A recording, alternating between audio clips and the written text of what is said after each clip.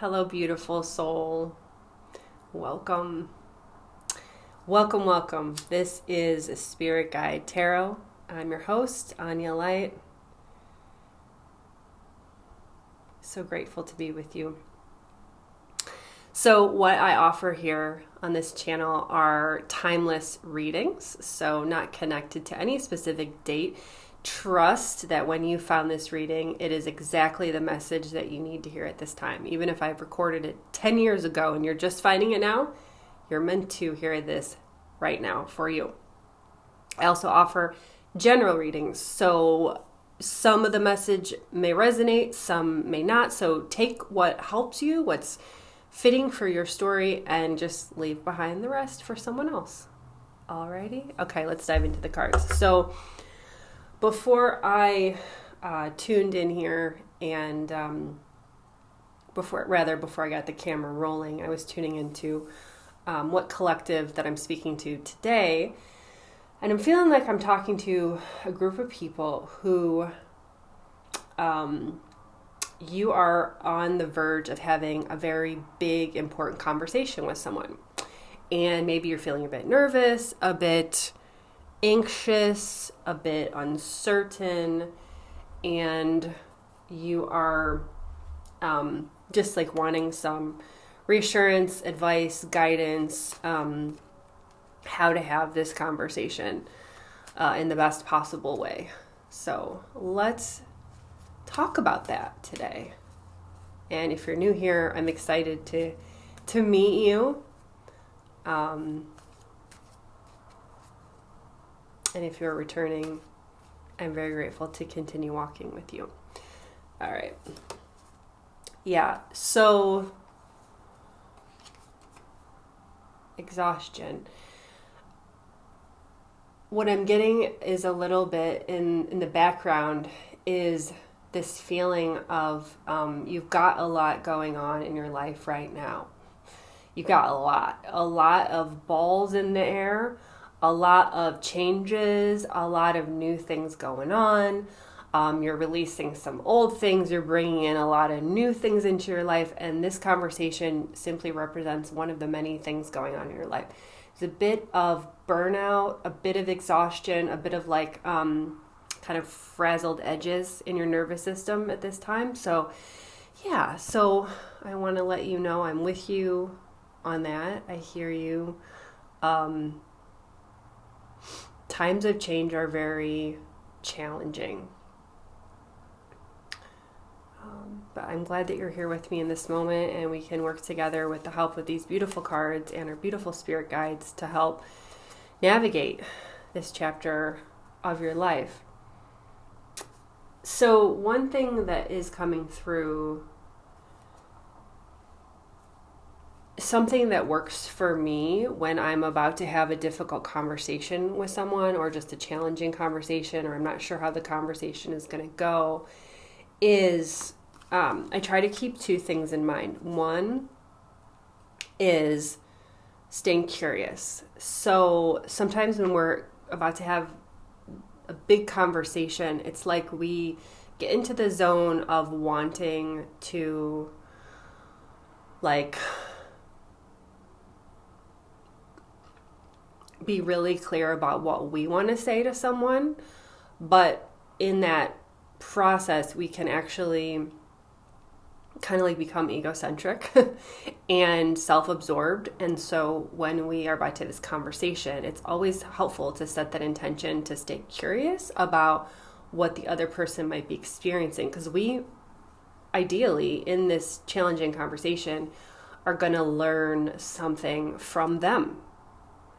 And the learning may not come from like what they exactly say, but just through the dynamic, through the experience of having this conversation. The universe is potentially going to teach you something new about yourself. So like staying curious about the other person's perspective and how they're feeling and what they're needing keeps us out of the egocentric part of us and keeps us more into like the open, expansive, perpetual student, the student of the universe, the student of life, like receptive and more honestly, more loving as well. So that's something, staying curious about the other person's experience and needs and feelings. And the other thing is focusing on gratitude. So like, what are you grateful for in this moment? What can you be grateful for about even having this conversation, the opportunity to have this conversation, right? Like, so staying grateful as you go into that conversation. And it could be that what you're doing, what could be helpful is thinking about just general gratitude things. That opens the heart and makes us more receptive to whatever comes our way. So that was just coming through a bit of personal advice to share with you guys at this time. Staying curious about the other person's experience, their feelings and needs, and then just like having a heart of gratitude in that moment to keep your heart chakra open. Okay, so I do feel, Wheel of Fortune here, I do feel that this conversation is going to go well. And I think it's going to go well because you're putting in the time and effort right now to reflect on what you want to get out of this conversation, right? You're not rushing into it. You're taking a moment to pause with me here now in this moment and to be like, well, I need to get myself in order here first internally before I present myself to someone and have this conversation. So like, just inherently through that act of dedication and will that you're doing, you're taking this moment to pause and reflect and like just get yourself in order. You're going to have a really good outcome in this conversation. Maybe not all aspects of it will be to your liking, but overall, the sense I'm getting is you're going to be pleased with how this conversation goes. So let me ask the cards, is there anything that might be blocking, is there anything that might be blocking your ability to stay curious? As I mentioned, it's a good idea to stay curious. So that willingness or that ability to stay curious, is there anything in my beautiful viewers field that might be potentially blocking that, and what can we do about it? So what might be blocking? Okay, so simply put, not trusting yourself could be a potential block to staying curious. We're only able really to stay curious to stay fully and genuinely curious when we are in that space of self-confidence. The Eight of Swords is about like just doubting yourself. It's a self-made prison. So I just want to work with you here just a little bit to help you boost that self-confidence going into this conversation. So I want you to do me a favor, okay? Take a moment, take a deep breath with me. Okay, and then if you feel comfortable, close your eyes, place a hand or both hands over your heart, and repeat after me.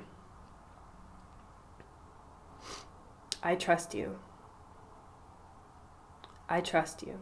And then fill in your name here. So I would be saying to myself, I trust you, Anya. So you would fill in that with your own name here. So I trust you with your name.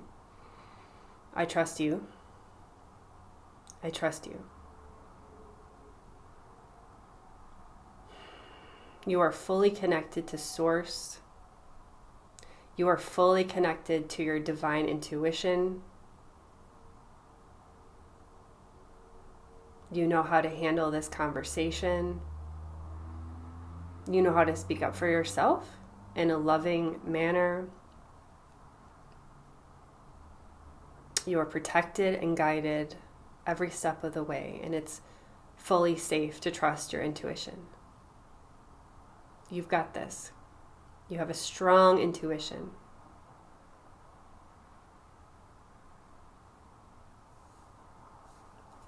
Okay, now how do you feel now? So just taking a moment for those kinds of like self-care check-ins, offering yourself that nurturing, loving words of care, encouragement, super, super helpful, super helpful. And the reason that I formulated that as like saying you to yourself. Like instead of, like, for example, if I were to talk to myself, to give myself a pep talk, I wouldn't say, I trust my intuition, I'm connected to source. I would say, you are strong in your intuition. You are connected to source. So it's almost like the words that you speak at that point become, as their phrase is you instead of I. So it's the second person instead of first person in the terms of grammar. The reason for that is because it always feels better. And, I don't know.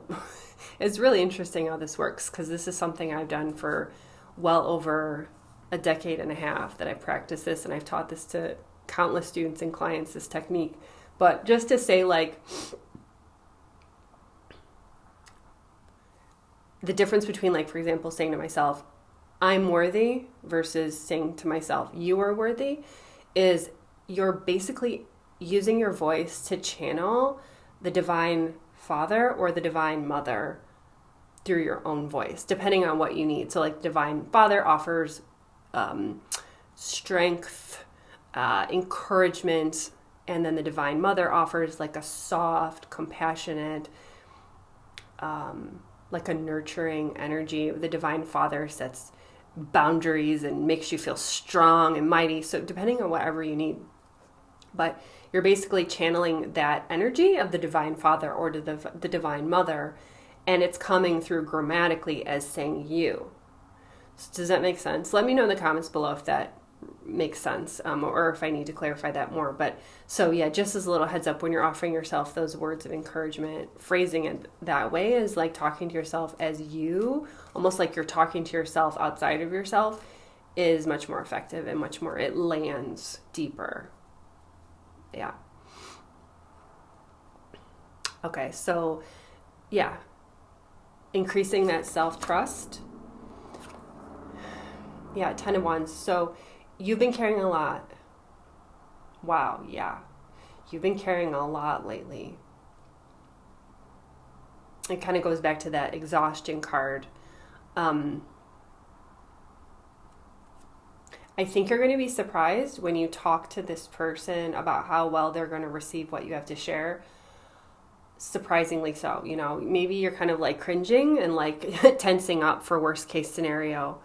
But I think you're going to be pleasantly surprised how this goes. Again, so with every situation, there's multiple timelines, right? And so because you are taking the initiative to check in with yourself here through, the reflection of this tarot reading, maybe you've been journaling or taking a few moments to meditate before this conversation. And a side note, I would encourage you to meditate for at least just 5 minutes right before the conversation happens. Focus on your breath. Just like take a moment and get out of your head and just be in the present moment. That will help a lot too. But anyway, there may be a little bit of a cringe or a little bit of a tension, a little bit of like you're preparing for the worst in this conversation. And, that's normal to do that, when we're facing the unknown. But this card is showing me that your tension is going to be pleasantly released when you start just talking with this person. I think you're kind of possibly building it up in your head as potentially being scarier than it is. Or just like worrying about the other person's reaction. So I would really just focus on just taking a few more minutes before that conversation and offering yourself those affirmations from the Divine Mother or Divine Father about building up that trust in your own intuition and building up that self-esteem. Because when you go into this conversation, like in that high vibrational state, the other person has to, in some sense, match you in that space, because what we carry forward is reflected in others around us. Does that make sense? So, okay. So, yeah. All right, let's get one more card. Are there any more blocks or challenges or barriers to you presenting? you coming forward to this person in the most loving and open-hearted way possible. Yeah, Ace of Wands.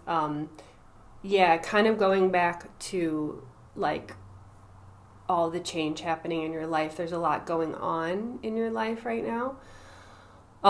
So what I would encourage you to do is just be in the present moment in this conversation and not think about all the other things in your life that's going on. Really be present with this person. Give them 100% of your attention. Don't think about other stuff that needs to be attended to. Just be very present, just be here now, as Ram Dass says. Be here now in the present moment with this person and simply trust that you'll be safe in doing so. All right. Well, I hope this reading was helpful. I would ask if you have any prayer requests or things that you would like me to send Reiki energy towards, any positive vibes and positive energies that you would like me to send towards you or a situation in your life. Please comment below and I will do that. Okay? All right. I will see you very soon in the next reading. I love you. Bye for now.